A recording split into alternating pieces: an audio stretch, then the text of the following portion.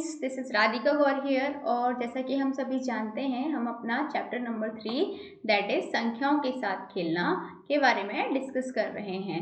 तो अभी हमने देखा कि हम संख्याओं के साथ खेलने में जो हमारा चैप्टर है, इसमें हम काफ़ी सारी चीज़ों के बारे में डिस्कस कर चुके हैं।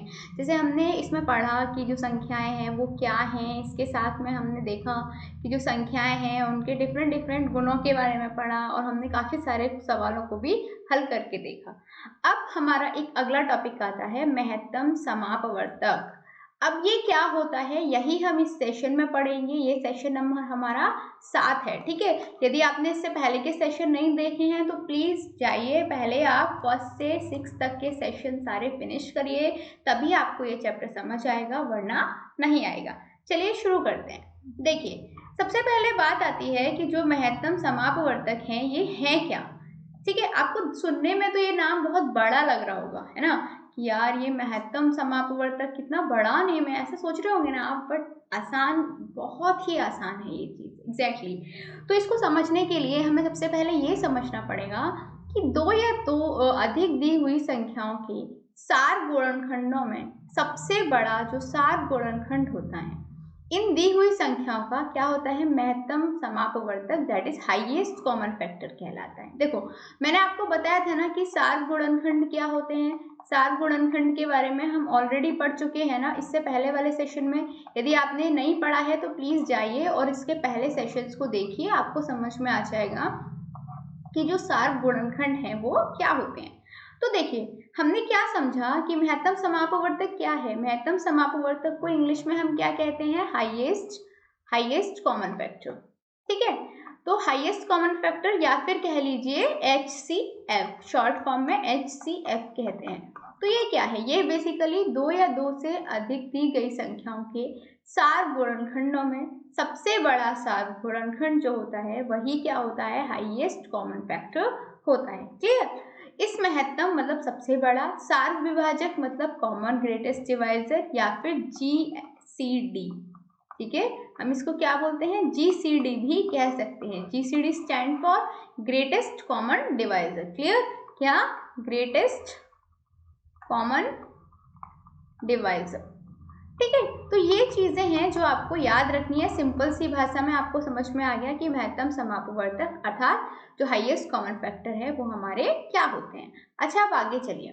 देखिए, किसी भी संख्या, हमें कोई भी संख्या हमें दी हुई है तो उसके महत्तम समापवर्तक हम कैसे निकालते हैं, ये हम यहाँ पे आज इस सेशन में सीखेंगे। और इससे हमें बहुत ही आसानी से हम किसी भी संख्या का महत्तम समापवर्तक निकाल पाएंगे। देखिए, आपको क्या करना है, जैसे देखिए आपको 3 संख्याएं दी हुई हैं, 20, 28 और 36। इनका महत्तम समापवर्तक यदि हमें निकालना है तो हम क्या करेंगे, इन संख्याओं के अभाज्य गुणनखंड करेंगे। क्या करेंगे, अभाज्य गुणनखंड करेंगे। तो देखिए, गुणनखंड कैसे ज्ञात करते हैं, 20 है, उसको हम जब तक भाग देते जाएंगे जब तक कि 1 ना आ जाए, या फिर कहें कि जब तक वो किसी और से फिर डिवाइड ना हो पाए। तो देखिए, हमने देखा 20 को हमने भाग देना शुरू किया तो हमें क्या मिला, 2 गुणा 2 गुणा 5, ये हमें इसके अभाज्य गुणनखंड मिल गए। तो देखिए, 20 को हम ऐसे करेंगे और 20 का अभाज्य गुणनखंड 2 गुणा 2 गुणा 5 हो गए। समझ में आया। अच्छा, 28 का देखिए। अब 28 के लिए भी हम क्या करेंगे, देखिए 28 का करके दिखाती हूँ। 28 लीजिए, यहाँ पे 2 से भाग दीजिए, 2 चौक 8, 2 7 14, फिर 7 से। तो इसका क्या हो जाएगा, 2 गुणा 2 गुणा 7। तो ये 28 के हो गए। ऐसे ही हमें 36 के निकाल लेने हैं, ठीक है। तो 2 से भाग देंगे, 18 बार जाएगा, 2 से फिर 9 बार जाएगा, सॉरी 3 से 2 से 9 बार जाएगा, फिर 3 से करेंगे तो फिर 3 बार जाएगा, फिर 3 से 1 बार। तो मतलब ये 2 गुणा 2 गुणा 3 गुणा 3, ऐसे हम लिख सकते हैं 36 को। तो देखिए, जब हमने ये सब लिख लिया तो हमने देखा कि इन तीनों संख्याओं में कुछ चीजें कॉमन हैं, ठीक है। क्या है, कॉमन है। क्या कॉमन है, 2 2 2 तीनों में आ रहा है, ठीक है। हमने ऐसे एक ब्रैकेट का इस्तेमाल करते हैं हम, एक बॉक्स का, और कॉमन को अलग लिख देते हैं, क्लियर। तो ऐसे हमने सिंपली क्या किया, इसको अलग लिख दिया।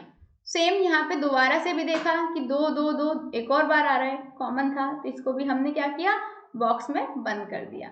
अच्छा, अब देखिए 5 इधर है बट इन दोनों में नहीं है। 7 इधर है बट ना तो 20 का है ना ही 36 का है। सेम 3 क्या है, ना 28 का है ना 20 का है। तो कहने का मतलब ये हुआ कि हमारा सिर्फ दो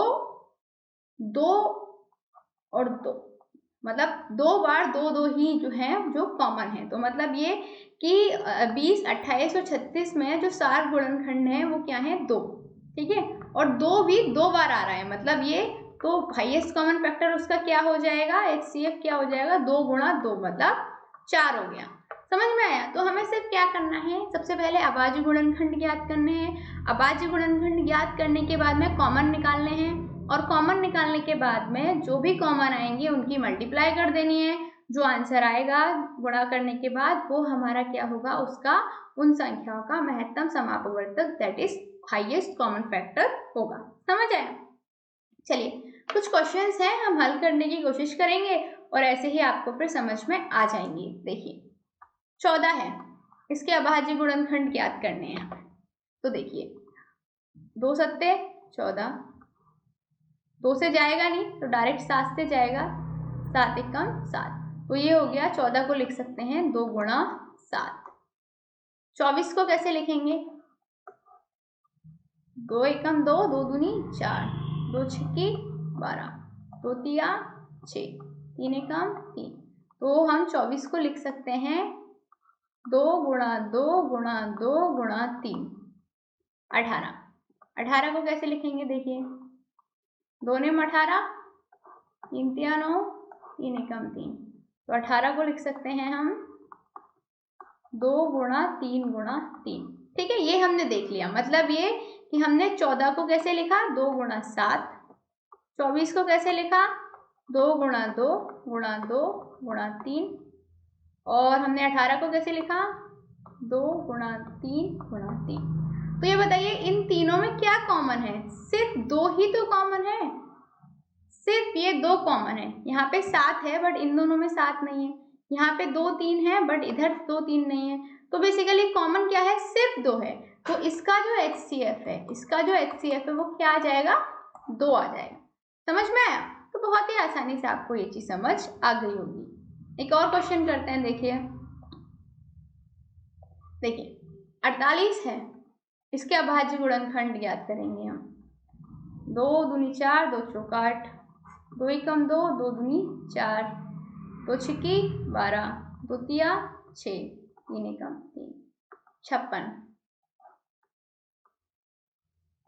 2 एकम 2, 2 अठे 16, 2 निम 18, 3 तिया 9 और 3 एक 12, 2 छक्का 12, 2 तिया 6, 3 एकम 3। तो देखिए अब हमने क्या देखा, हमने देखा कि 48 के क्या हैं, 2 गुणा 2 गुणा 2 गुणा 2 गुणा 3। 56 के क्या हैं, 2 गुणा 2 गुणा 3 गुणा 3। 12 के क्या हैं, 2 गुणा 2 गुणा 3। तो हमने देखा एक तो हमारा 2 कॉमन आ रहा है यहाँ पे, एक और बार 2 2 कॉमन आ रहा है यहाँ पे, और एक बार हमारा 3 3 3 कॉमन आ रहा है हमारा। तो मतलब ये कि यदि हम इसका HCF निकालेंगे, इसका HCF निकालेंगे तो क्या हो जाएगा, जो भी कॉमन आ रहे हैं उनको एक साथ लिख के मल्टीप्लाई कर दो, गुणा कर दो। तो 2 गुणा 2 गुणा 3, 2 दूनी 4 तिया 12। तो इसका highest common factor that is महत्तम समापवर्तक कितना हो गया, इसका मासा कितना हो गया, 12 हो गया। समझ में आया? तो बहुत ही आसान है, बस हमें क्या करना है, अभाज्य गुणनखंड ज्ञात करना है, और अभाज्य गुणनखंड ज्ञात करने के बाद में कॉमन निकालना है, और जो भी कॉमन आए उनका गुणा करके मासा दैट इज HCF निकाल देना है। ये देखिए 15 है, तो 3 से 3 पंजे 15, 5 एकम 5, 17 17 से ही डिवाइड होगा। ठीक है, 21, 3 सत्ते 21 और फिर 7 1 से होगा। तो 15 को लिख सकते हैं हम 3 गुणा 5, 17 को लिख सकते हैं हम 17, और 21 को लिख सकते हैं हम 3 गुणा 7। तो हमने देखा कुछ भी कॉमन नहीं है, यहाँ पे कुछ भी कॉमन नहीं है, तो हम गुणा एक गुणा एक गुणा एक कर सकते हैं, तीनों में एक कॉमन आ जाएगा, तो हम कह सकते हैं कि इसका जो HCF होगा वो क्या होगा, 1 होगा। ठीक है, क्यों? क्योंकि इनमें कुछ भी कॉमन नहीं था। तो ये चीजें हैं, बहुत आसानी से समझ में आती चली जाती हैं, बस हमें ध्यान ये रखना है कि चीजों को समझते हुए हमें गलती नहीं करनी। जितना आप अभ्यास करोगे उतनी जल्दी से आपको ये सब समझ में आता चला जाएगा। देखिए 26 है, 26 को कैसे लिखेंगे, 2 एकम 2, 2 तिया 6, 13 जाएगा।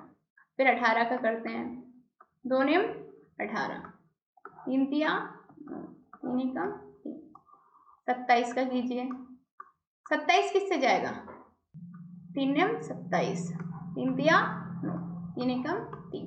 तो हमने देखा कि क्या देखा हमने, 26 का 2 गुणा 13, 18 का 2 गुणा 3 गुणा 3 और 27 का 3 गुणा 3 गुणा 3। यहाँ पे भी कुछ भी कॉमन नहीं है, कॉमन कुछ भी नहीं है, तो इसका मतलब क्या हुआ, HCF हमारा क्या आ जाएगा, 1। हाईएस्ट कॉमन फैक्टर क्या रहेगा, 1 रहेगा। ठीक है, तो देखा आपने कितनी आसानी से हमें पता चल जाता है कि किसी भी संख्या का जो HCF है वो क्या होगा। अब देखिए जैसे ये नंबर है, इसमें आप देख के ही बता सकते हैं कि इसका HCF 1 आएगा। कैसे आएगा, देखिए क्योंकि 19 जो है ना, 19 का जब हम निकालेंगे तो 19 19 से ही कटेगा, और 25 और 40 इन दोनों के पहाड़ों में कभी भी 19 नहीं आता। तो कहने का मतलब ये है कि कॉमन कुछ भी नहीं आएगा, कॉमन कुछ भी नहीं आएगा। जब कॉमन नहीं आएगा तो HCF कितना आएगा, 1 आएगा, 1 आएगा। ठीक है, तो ये क्वेश्चंस हैं, बहुत आसानी से आप निकाल सकते हैं, बस आपको थोड़ा दिमाग लगाने की जरूरत पड़ती है। देखिए 13 है, 13 से 13 बढ़ जाएगा, 26 है, 2 एकम 2, 2 28 16 है ना, नहीं 2 एकम 2, 2 तिया 6, 13 बढ़ जाएगा, और 13 एकम 13, 39 का देखिए,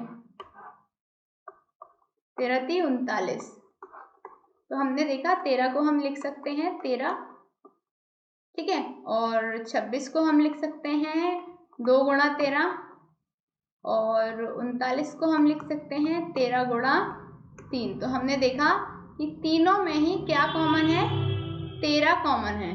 ठीक है, तीनों में 13 कॉमन है, तो इसका मतलब क्या हुआ कि इसका जो HCF है, इसका जो HCF है या फिर कह लीजिए मासा है, वो कितना है, 13। ठीक है, तो बहुत आसानी से आपको ये चीज समझ में आ चुकी होगी, उम्मीद करती हूँ। तो आज हमने क्या सीखा, आज हमने सीखा कि जो महत्तम समापवर्तक हैं वो क्या होते हैं, हमने उनके बारे में पढ़ा, हमने उनके बारे में डिटेल से समझा कि महत्तम समापवर्तक की जो परिभाषा है वो क्या होती है।